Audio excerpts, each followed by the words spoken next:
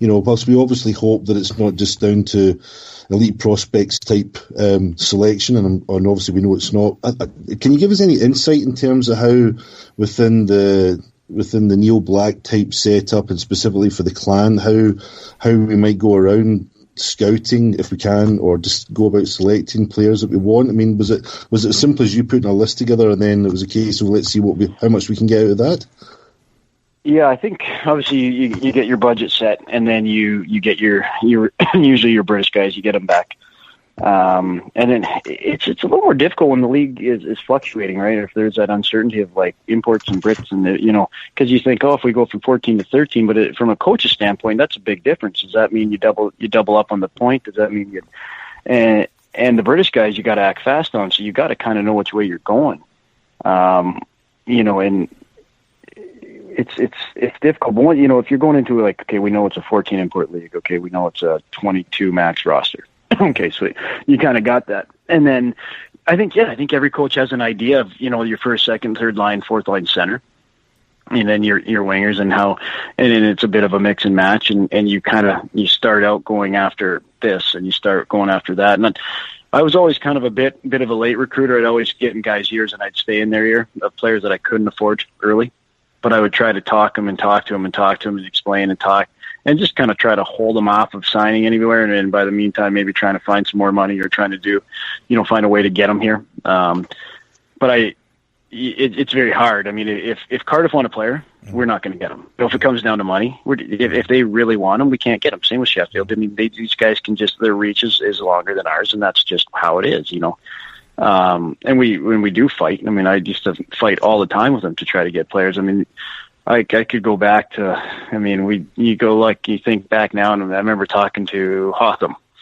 and, NBA, we only had the one NBA, and, at the time he was like, geez, okay, well, going back and forth, and you think, I think we got him, and then Cardiff, but then there's 4 MBAs, and there's 3 other guys going to the NBA, and, that's a little bit nice to go with 3 other guys and be on your own, Yeah. And it's stuff like that people don't think about now. I'm not saying we would have had them, but you remember having that conversation. And, there's a number of guys that I talk to that end up in the league, and I talk to them all summer and then kind of go, oh, kidding me? And it gets like, yeah, and it is a lot of work, and you chase and you chase and you chase, and sometimes you think you're there, and then all of a sudden it's I think I'm going to go here, but every other coach is doing the same thing you're doing. It's, so that you don't know what they're saying. You don't know what's going on here. And, and we're always trying to, fight to get the best players at the best value. It's a lot of time. I think in the summer you're hammering the phones. You're constantly looking, and we start losing out on a few guys. You get frustrated, and, but I also like the fact that I think it's important that you also get, I like bringing some guys in from the league because they know the league. You know what you're getting. They know what they're getting. You get a pretty good read on them. You get pretty good info. So it doesn't always work out, but I always kind of like that. I like stealing a guy from another team or giving them a different look. Sometimes that's all you need. I was going to say but it is.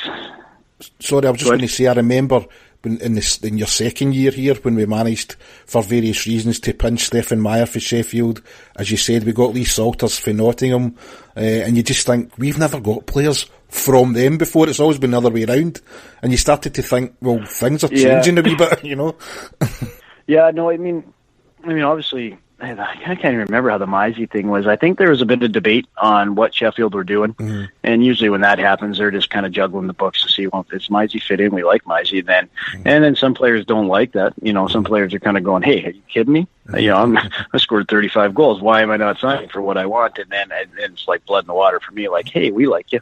Come on over here. And then sometimes you can catch them like that. And that's all they need. It's just that need to be wanted. And you match it up with what they're looking for, what they're looking for in price. And, and there is some instant where Braehead, we can kind of capitalize on that because some guys don't fall in price wise with the big boys, but then we would say, no, I think he's a second line or first line right winger. Mm-hmm. And my first line right winger can make this. And maybe that's kind of what he's looking for. But Sheffield or Nottingham might be thinking, well, we think he's a 3-4 guy and we're not really going to pay that money for him. Mm-hmm. And there is a lot of that. And, And so we can steal some players where we put them up our depth chart and we have the money to do it, you know.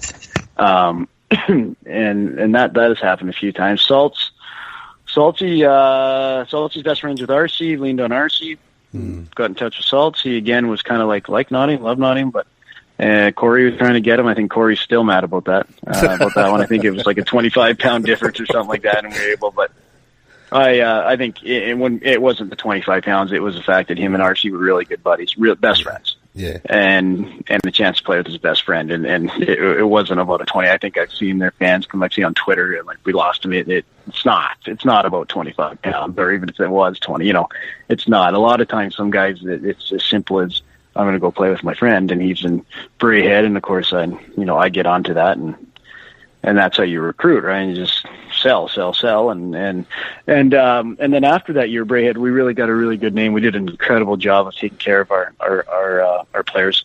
We did a great job on housing, where almost all the guys were in Ferry Village, and they were close, so it makes your team tighter and closer. And it just everything went right that year, you know. And we fell one point short, but ultimately, honestly, everything went right that year, and we fell a point short. That's how lucky we have to get to do that. It's not, it's not what people think. You just roll in, you're the Clan, and you should win trophies every year. Yeah. That's just ridiculous to think about.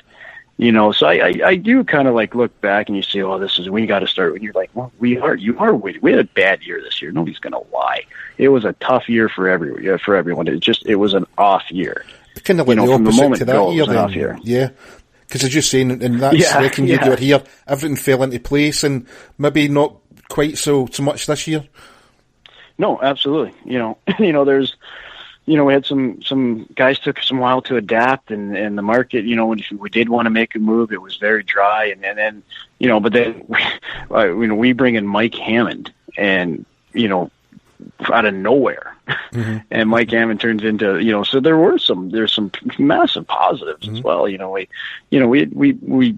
We took some guys that they didn't maybe have the impact, but everybody in our room wanted to win, and that's the thing that always bugged me. I'm like, these guys want to win. This isn't a bad group that are lazy, that are out partying, and a very committed group. It's just honestly, it just was not a good year for us. It just didn't click.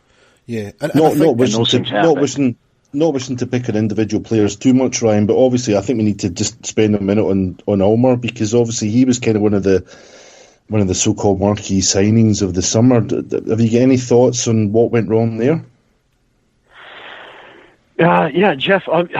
Jeff. He was a big part. I mean, he was a big cog in our budget, right? So he took up a lot of money, and instantly, anytime that happens, there's pressure, right? And there's pressure to perform, and I think the whole package. And for whatever reason, and maybe if we would have held on a little longer, then maybe we would have seen him.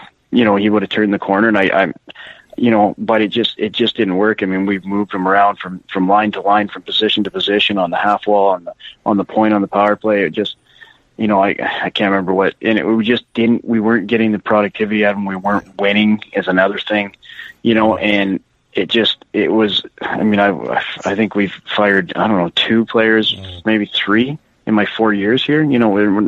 I hate doing that.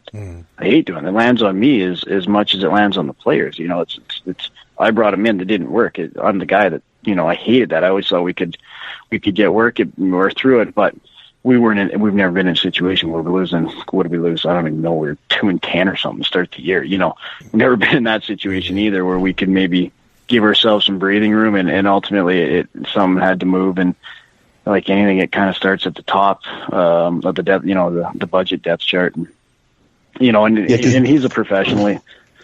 He kind of knew, and we had some chats and we had some talks, and leading up to it, it wasn't like it was a surprise thing on anyone. It just for whatever reason, it just couldn't.